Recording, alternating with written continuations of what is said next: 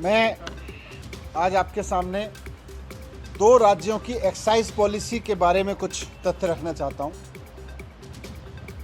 एक है गुजरात की शराब नीति, गुजरात की एक्साइज पॉलिसी, जिसमें उन्होंने शराबबंदी की हुई है।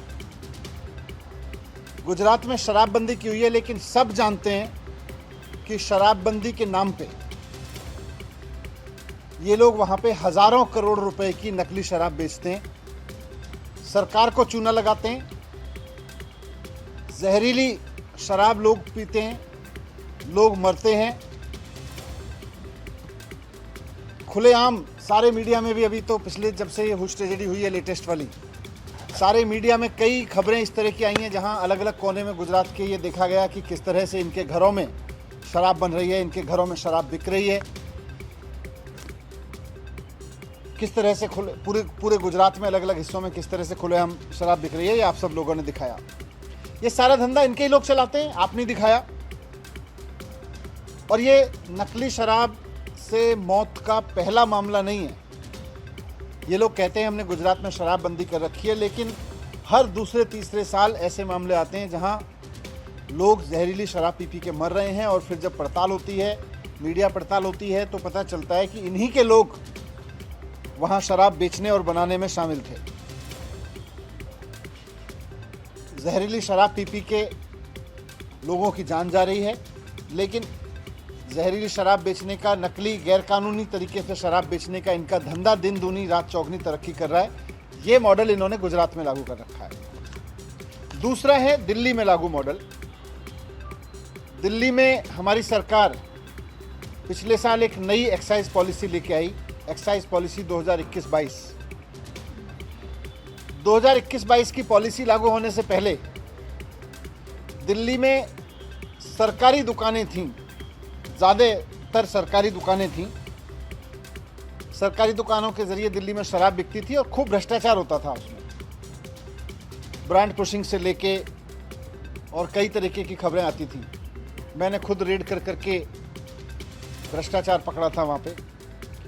हमने उस पॉलिसी को ख़त्म करके एक नई पॉलिसी बनाई।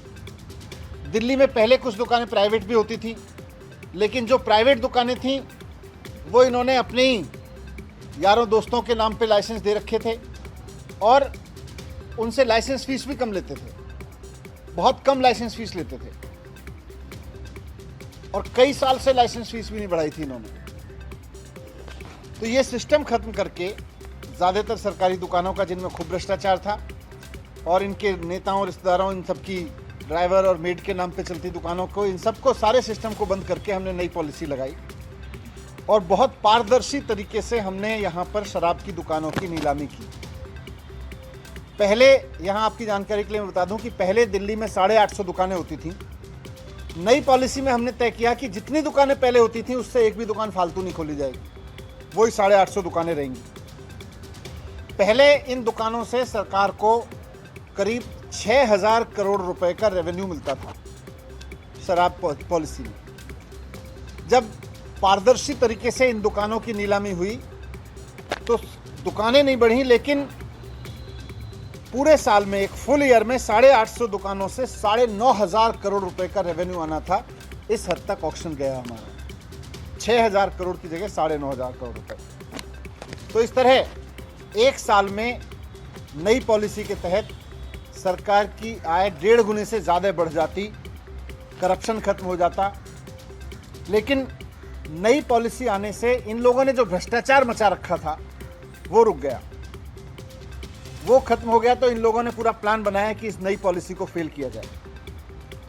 एक एक करके इन्होंने जितने प्राइवेट दुकान वाले आए थे उनको ईडी की धमकी दी, सीबीआई की धमकी दी। तो प्राइवेट दुकान चलाने वालों को, जो सरकार को ज़्यादा रेवेन्यू दे रहे थे, क्योंकि सरकार ने ट्रांसपेरेंट तरीके से उनको दुकानें दी थी ओपन ऑक्शन करके, तो उनको इन्होंने ईडी से धमकाया, सीबीआई से धमकाया। तो बहुत सारे शराब वाले, तो दुकान वाले तो बेचारे, कई सारे लोग तो दुकान छोड़ के चले गए।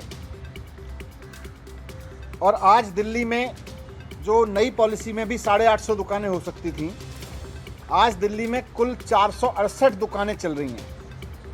और 1 अगस्त से कई और दुकान वाले भी, क्योंकि ये सीबीआई से डरा रहे हैं, ईडी की धमकी दे रहे हैं दुकान वालों को, तो ये 468 दुकानों से भी और कम हो जाएंगी। कई और लोग दुकानें छोड़ के जाने वाले हैं। इनका मकसद है कि दिल्ली में शराब की किल्लत पैदा करो। इनका मकसद है कि दिल्ली में लीगल तरीके से बिकने वाली शराब का क्वांटम कम करते चले जाओ। अब मैं आपके सामने एक थोड़ा सा और डेटा रखना चाहता हूं कि दिल्ली में और बाकी राज्यों में शराब की बिक्री की, शराब की दुकानों की पर कैपिटा संख्या क्या है, उसका एक डेटा है। गुड़गांव में जहां बीजेपी का शासन है, 4166 लोगों पे शराब की एक दुकान है। नोएडा में जहां बीजेपी का शासन है, 1390 लोगों पे शराब की एक दुकान है। बेंगलोर में जहां भारतीय जनता पार्टी की सरकार है, 12,179 लोगों पर एक दुकान है। बीजेपी का गोवा है, गोवा में 761 लोगों पे एक दुकान है। नई पॉलिसी के तहत अगर दिल्ली में मैक्सिमम दुकानें भी खुल जाती तो उसके बावजूद 850 दुकानें भी खुल जाती तो यहाँ 22,707 लोगों पे एक दुकान होती। और आज जब 468 दुकानें हैं तो 41,192 लोगों पे एक दुकान है। इसी से अंदाज़ा लगाया जा सकता है कि ये ईडी की धमकी देके, सीबीआई की धमकी देके चाहते हैं कि लीगल शराब का धंधा यहाँ भी बंद हो और इलीगल धंधे को बढ़ावा मिले, नॉन ड्यूटी पेड धंधे को बढ़ावा मिले, स्पिरिट्स लिकर को बढ़ावा मिले। ये इनका पुराना धंधा था, ये वापस उस धंधे को लाना चाहते हैं। अगर दिल्ली में लाइसेंस शुदा दुकानों की कमी होती है, अगर वैध तरीके से उपलब्ध शराब की कमी होती है तो नकली शराब का कारोबार बढ़ता है, वो इनको फ़ायदा देता है। इसीलिए इन्होंने ईडी और सीबीआई की धमकी दे दे के दिल्ली सरकार के अफसरों को भी इतना डरा दिया है कि अब जो दुकानें खाली हो रही हैं उनका कोई लाइसेंस करने को तैयार नहीं है। दुकानें जैसा मैंने बोला बहुत सारी खाली हुई, अरबी और भी होंगी, लेकिन इन्होंने ईडी और सीबीआई की धमकी दे दे के अफसरों को इतना डरा दिया है कि अब कोई जो दुकानें खाली हो रही हैं उनका ठेका देने को, उनका ऑक्शन करने को, उनका टेंडर करने को तैयार नहीं है, उनकी नीलामी करने को तैयार नहीं है। और जो एग्जिस्टिंग पॉलिसी है, जो 2021-22 की पॉलिसी है, वो 31 जुलाई को अब खत्म हो रही है। डर के मारे कोई ऑफिसर इस पॉलिसी को भी आगे बढ़ाने को तैयार नहीं है। इन्होंने पूरी सीबीआई की धमकी दे रखी है, सबको ईडी की धमकी दे रखी है। तो कुल मिला के इन्होंने दुकान वालों को डरा के और अफसरों को डरा के दिल्ली में ऐसे हालात बनाने की कोशिश की है जिससे 1 अगस्त से दिल्ली में एक्साइज ड्यूटी देने वाली दुकानें कम से कम होती चली जाएं और इससे इनका अवैध शराब का धंधा फिर से यहाँ पे फलने फूलने लगे। क्योंकि 1 अगस्त के बाद अगर सरकार निर्णय नहीं लेगी तो कोई पॉलिसी होगी, यहाँ पे कोई पॉलिसी नहीं होगी। ये लोग चाहते थे। और अगर दिल्ली में वैध शराब की जानबूझ के कमी कर दी गई तो इसके बाद ये लोग गुजरात की तरीके से यहाँ भी धड़ल्ले से नकली शराब बेचना चाहते हैं।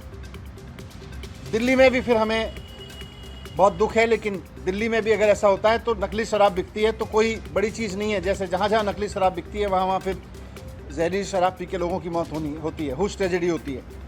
दिल्ली में भी होने लगेगी, लेकिन हम ये नहीं चाहते और ना हम ऐसा होने देंगे। इसलिए हमने तय किया कि फ़िलहाल जो नई पॉलिसी है उसको बंद करके सरकारी दुकानें खोलने के आदेश हमने दिए हैं, क्योंकि इन्होंने दुकानदारों को डरा रखा है, इन्होंने अफसरों को डरा रखा है। इसलिए नई पॉलिसी बंद करके सरकारी दुकानों के ज़रिए अब लीगल लिकर सेल करने का हमने ऑर्डर दिया है, ताकि दिल्ली में कोई इलीगल शराब ना बेच पाए, ताकि दिल्ली में कोई स्पिरिट्स शराब ना बेच पाए। और चीफ सेक्रेटरी को मैंने ऑर्डर किए हैं कि किसी भी कीमत पे वो ये सुनिश्चित करें कि सरकारी दुकानों के ज़रिए करप्शन ना हो और किसी तरह की इलीगल मार्केट शराब की दिल्ली में ना खड़ी हो। ये मैंने ऑर्डर किया। लेकिन बीजेपी से इस तरह से पेश करते हैं। मैंने उसका रीज़न बताया आपको। ये लोग चाहते हैं कि अफसरों को इतना डरा दो और प्राइवेट दुकानदारों को इतना डरा दो कि उसके बाद में यहाँ से दुकानें बंद हो जाएं और इनका इलीगल दुकानों का धंधा, ये गुजरात की तरह से जैसे हज़ारों करोड़ का धंधा गुजरात में चला रहे हैं और लोग मर रहे हैं, ये चाहते हैं कि दिल्ली में भी ये हालात पैदा हों कि हज़ारों करोड़ का धंधा इनका यहाँ पे चले, नंबर 2 का, और नंबर 1 का धंधा शराब का बंद हो जाए। तो क्या अब चेंजेस होंगे जब 1 तारीख से पुरानी लिकर पॉलिसी होगी? कितने शॉप्स होंगे? जो डिस्काउंट रिजीम चल रहा था, टैक्सेशन रिजीम और जो ड्राई डेज थे, क्या वो सब भी रिवर्स होगा? हमने 2015 के बाद से ऑर्डर किया हुआ था कि दिल्ली में कोई नई शराब की दुकान नहीं बढ़ेगी, तो हमने 2015 से के बाद से दिल्ली में कोई नई शराब की दुकान नहीं बढ़ी। पुरानी पॉलिसी में जितनी दुकान थी उससे ज़्यादा नई में भी खोलने की ज़रूरत नहीं पड़ेगी। नहीं, मैंने अभी गवर्नमेंट शॉप्स खोलने के लिए ऑर्डर दिया। सर लेकिन क्या इससे जो ट्रांजिशन पीरियड चलेगा शराब की कमी तो वो पाएंगे? नहीं, मैंने चीफ सेक्रेटरी को ऑर्डर दिए कि ट्रांजिशन पीरियड में किसी तरह का कोई कैओस ना हो। नहीं, अभी मैंने गवर्नमेंट के दिए, only government shops. Let the department open, हम it won't exceed 850, that we have made sure, but still Also these shops, the government shops, they were closed down. Now they have been asked to submit details of the shops, how much of the shops are still there. So it's going to take at least a couple of days for this to come in order. तो ये इसीलिए तो इनकी साजिश expose कर रहा हूँ मैं। कितने दिन का हमें मतलब वो गैप रहेगा for it to become functional now? तो department will do as fast as possible। Sir नई पॉलिसी में जो अलग समान रूप से दुकानें खुली थी, जैसे पहले था कि एक वार्ड में 3 दुकानें, किसी वार्ड में नहीं है, तो नहीं, अब तो वो पॉलिसी तो अभी होल्ड पे हो गई ना। सर ड्राई डेज और बाकी जो चेंजेस थे जो क्या उम्र में बदलाव था वो सब आपके सामने आ जाएगा जब मैं हम तो टिके हैं, लेकिन बीजेपी ने ईडी और सीबीआई की धमकी दे के जिस तरह से अफसरों को डरा दिया है कि वो अब इस पॉलिसी को आगे बढ़ाने को तैयार नहीं है। जो दुकान छोड़ के चले गए वो उनके ठेके देने को, नीलामी देने को तैयार नहीं है। प्राइवेट दुकानों को ये धमका रहे हैं कि छोड़ के चले जाओ, नहीं तो ईडी और सीबीआई में उठा के जेल भेज देंगे। तो वैसे में सरकार की जिम्मेदारी ये है कि यहाँ किसी तरह का कैओस ना हो। सर एक अलग सवाल है, लोकायुक्त से शिकायत मैंने खूब स्कूल बनवाए दिल्ली में, दिल्ली सरकार ने, और कितने शानदार स्कूल बने हैं वो आप भी देख रहे हैं। हमारा काम है स्कूल बनवाना, हमारा धर्म है स्कूल बनवाना, बच्चों को पढ़ाना, वो हम निभा रहे हैं। बीजेपी का फ़र्ज़ है, बीजेपी का धर्म अपना उन्होंने चुना है कि हम इस तरह की हरकतें करें, वो करते रहें। पहले भी इन्होंने खूब जांच कराई थी, इन्होंने स्कूल के मामले में भी जांच कराई, कई और एमएलएस की जांच कराई, सत्येंद्र जैन की जांच में भी कल आपने देखा कि किस तरह से ईडी को सुनाया कोर्ट ने। तो उन सब में आप देख लो, कुछ भी नहीं निकलेगा, सारी चीज़ें क्लीन निकलेंगी।